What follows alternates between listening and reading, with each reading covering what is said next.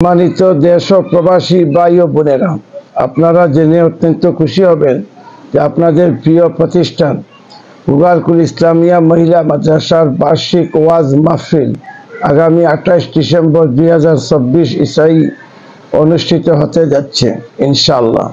এতে দেশ ও বিদেশের বরেণ্য উলামায়ে কেরাম নসিহত পেশ করিবেন। বিশেষ করে উপস্থিত থাকবেন কুতুবুল আলম শেখুল আরব আল আজম আল্লামা হুসাইন আহমদ মাদানী রহমতুল্লাহ আলাইহির সুযোগ্য কনিষ্ঠ সাহেবজাদা আওলাদে রসুল হাফিজ মৌলানা সৈয়দ আস্তাদ আল মাদানী দামাত বারাকাতুহু।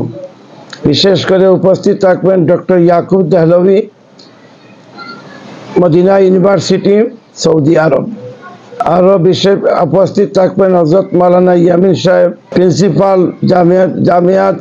জামিয়াতুল উলুম নিউইয়র্ক। আরও উপস্থিত থাকবেন হাফিজ মৌলানা মুফতি শিহাবুদ্দিন সাহেব, ভারত। এছাড়া দেশের সম্মানিত উলামায়ে কেরাম উপস্থিত থাকবেন। এতে আপনাদের দেশে ও প্রবাসে অবস্থানরত দিন দরদি ভাই ও বোনদের দোয়া ও সার্বিক সহযোগিতা কামনা করছি।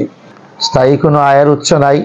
এই সমস্ত ওয়াজ নসিহতের মাধ্যমে মাদ্রাসার অনেক আয় হইয়া থাকে।